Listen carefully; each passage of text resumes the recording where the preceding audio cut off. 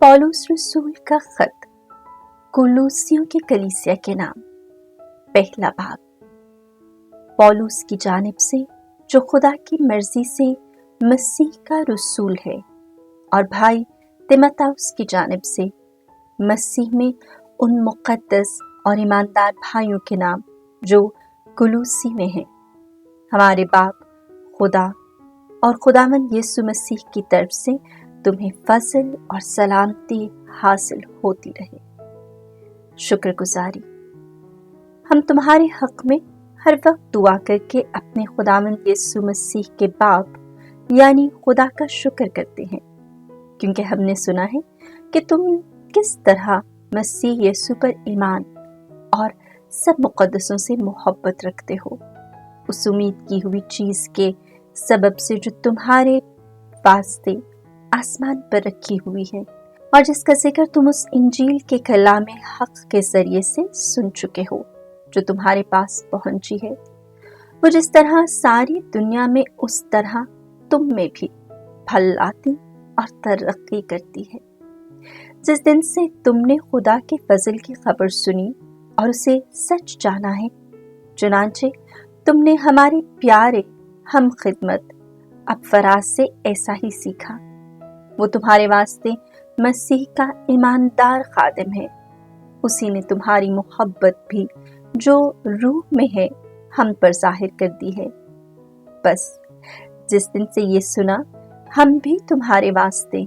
दुआ करने और ये मिन्नत करने से बाज नहीं रहते कि तुम कमाल मार्फत और रूहानी दनाई के साथ उसकी मर्जी की पूरी पहचान तक पहुंच जाओ,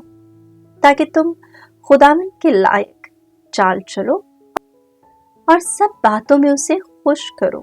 और हर एक नेक काम में फल लाते रहो और खुदा की पहचान बढ़ाते रहो, और उसके जलाल की कुदरत से सब तरह की मजबूती पैदा करो,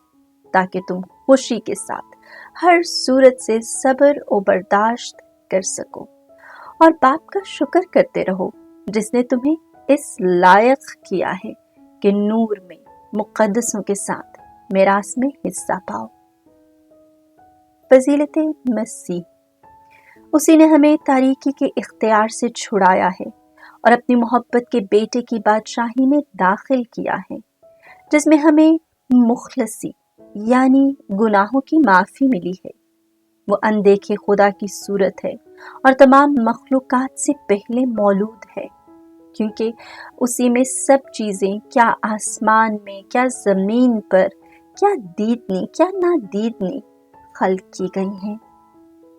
उरूश, सियादतें, रियासतें, हुकूमतें, सब चीज़ें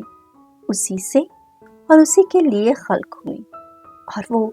सब चीज़ों से पहले है, और सब चीज़ें उसी में कायम रहती हैं। और वही बदन यानी कलीसिया का सर है, वही इब्तिदा है, वही मुर्दों में से पहलोठा, ताकि सब चीजों में वही अव्वल हो, क्योंकि रज़ाए खुदा ये थी कि सारी भरपूरी उसी में बसे, और उसकी सलीब के खून के जरिए से सुलह करके सब चीजें उसी के वसीले से अपने साथ मिला ले, खा वो जमीन पर हो खा आसमान में। और तुम्हें भी, जो पहले खारिज और बुरे कामों के सबब से दिल से दुश्मन थे, उसने अब उस जिस्मानी बदन में मौत के वसीला से मिला लिया है, ताकि वो तुम्हें मुक़द्दस और बेऐब और बेइल्ज़ाम ठहराकर अपने हुजूर हाजिर करे, बशर्ते कि तुम्हारी बुनियाद ईमान पर कायम और पुख्ता हो, और उस इंजील की उम्मीद से ना हिलो